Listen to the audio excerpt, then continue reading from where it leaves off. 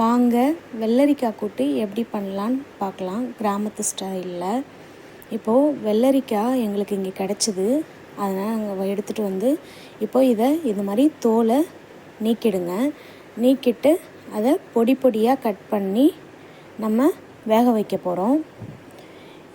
இப்போ இதை கட் பண்ணி ஒரு கடாயில் போட்டுட்டு அது அடுப்பில் வச்சுருங்க.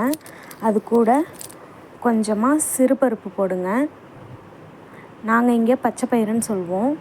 அது கூட கொஞ்சமாக தண்ணி ஊற்றிக்கோங்க. ஏன்னா இது தண்ணி காய், ஆல்ரெடி இதில் தண்ணி விடும். அதனால் திட்டமாக கொஞ்சமாக தண்ணி ஊற்றிக்கோங்க. அதுக்கு உங்களுக்கு ஏற்ற மாதிரி உப்பு போட்டுக்கோங்க. கல் உப்பு போட்டால் இன்னும் நல்லா டேஸ்ட்டாக இருக்கும். போட்டு இதை மூடி வேக வச்சுப்போம்.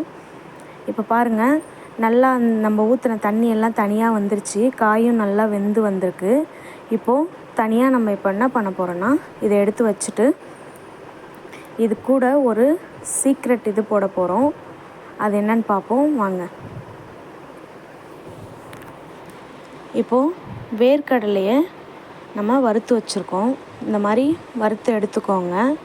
அதை மிக்சியில் போட்டு பொடியாக அரைச்சிப்போம்.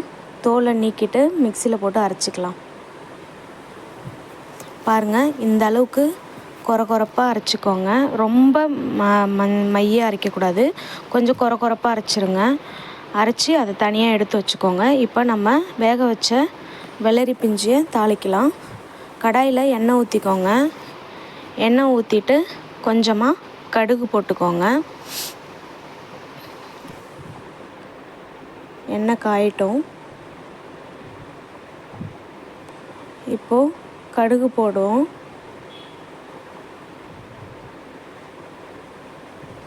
கடுகு நல்லா பொரியுது. கடுகு பொரிஞ்சதுக்கப்புறம் அது கூட நம்ம இப்போது கருவேப்பிலை போடலாம். அது கூடயே கொஞ்சமாக ஒரு 4-5 காஞ்ச மிளகா கட் பண்ணி வச்சுருக்கோம், அதையும் போட்டுடலாம். காஞ்ச மிளகாவை நல்லா வறுக்க விட்டுட்டு வேக வச்ச வெள்ளரிக்காய் இதுவை நம்ம அதில் கொட்டிடலாம். இப்போ அவ்வளோதாங்க, தாளிப்பு முடிஞ்சிருச்சு. நம்ம இப்போ இதை நல்லா கிண்டி விட்டுட்டு நம்ம அரைச்சி வச்சோம் இல்லையா வேர்க்கடலை பவுட்ரு, அதை இது கூட சேர்த்துக்கலாம். அப்படி